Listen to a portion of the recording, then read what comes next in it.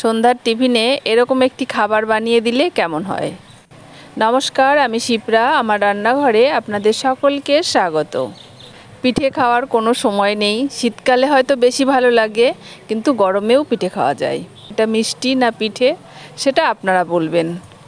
এটি তৈরি করার জন্য আমি একটা কড়াইয়ের মধ্যে দিয়ে দিচ্ছি 1 বাটি নারকেল কোড়া আর পরিমাণ মতো গুড়।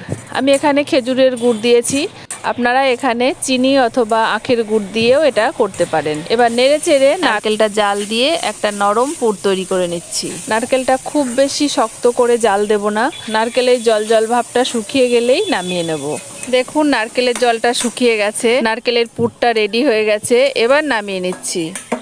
এবার একটা কড়াইয়ের মধ্যে 1 বাটি জল আর সামান্য লবণ দিয়ে জলটা ফুটিয়ে নিচ্ছি। জলটা ফুটতে শুরু করেছে, মধ্যে ওই বাটিরই 1 বাটি চালের গুঁড়ো দিয়ে দিচ্ছি।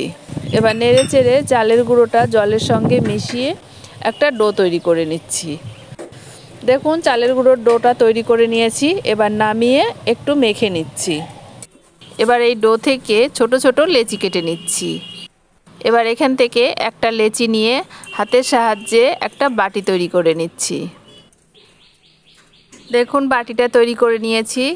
আর এখানে নিয়েছি কিছুটা শুকনো নারকেলের গুঁড়ো আর কয়েকটা কাজু বাদাম। এবার এই নারকেলের গুঁড়োর মধ্যে এই বাটিটা একটু গড়িয়ে নিচ্ছি, তাহলে এই শুকনো নারকেলগুলো বাটিটার গায়ে লেগে যাবে, পিঠে বা মিষ্টিটা দেখতে সুন্দর লাগবে।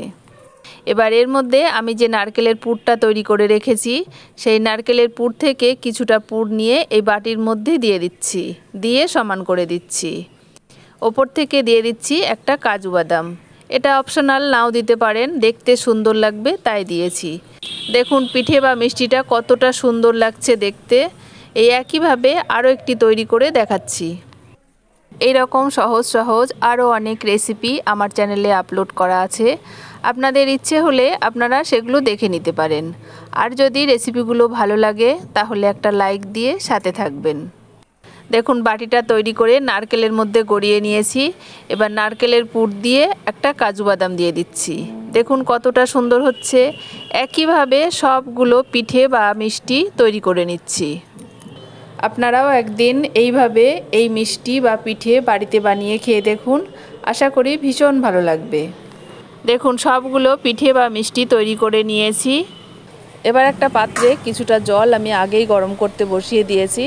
জলটা গরম হয়ে গেছে। এর উপরে একটা ঝাঁঝরি থালা দিয়ে দিচ্ছি। থালাটাতে আমি একটু তেল মাখিয়ে দিয়েছি। এবার এই পিঠে বা মিষ্টিগুলো এই থালার ওপর সাজিয়ে দিচ্ছি, দিয়ে এবার একটা ঢাকা দিয়ে 5 থেকে 7 মিনিট ভাপিয়ে নিচ্ছি। আজকের এই সহজ পদ্ধতিতে সন্ধ্যের টিফিন রেসিপি মিষ্টি বা পিঠে যেটাই বলেন, রেসিপিটি আপনাদের কেমন লাগলো অবশ্যই কমেন্ট করে জানাবেন। দেখুন 5 থেকে 7 মিনিট ভাপিয়ে নিয়েছি। পিঠে বা মিষ্টিগুলো খাবারের জন্য একদম তৈরি হয়ে গেছে। এবার অন্য একটি প্লেটে নামিয়ে নিচ্ছি। দেখুন পিঠে বা মিষ্টিগুলো কতটা সুন্দর হয়েছে আর কতটা লোভনীয় হয়েছে, দেখেই খেতে ইচ্ছা করছে। আপনারাও এভাবে খুব সহজ পদ্ধতিতে বাড়িতে থাকা উপকরণ দিয়ে এভাবে মিষ্টি বা পিঠে বানিয়ে সন্ধ্যের টিফিনে বাচ্চাদের দিতে পারেন। সন্ধেবেলায় এরকম খাবার পেলে বাচ্চা থেকে বুড়ো সকলেই খুব খুশি হবে। রেসিপিটি ভালো লাগলে লাইক কমেন্ট, আর আমার পেজে বা চ্যানেলে নতুন হয়ে থাকলে পেজটিকে ফলো, চ্যানেলটিকে সাবস্ক্রাইব করে নেওয়ার অনুরোধ রইল। আজ এ পর্যন্তই, আবার দেখা হবে অন্য কোনো রেসিপির সাথে। ততক্ষণ সকলে ভালো থাকবেন। ধন্যবাদ।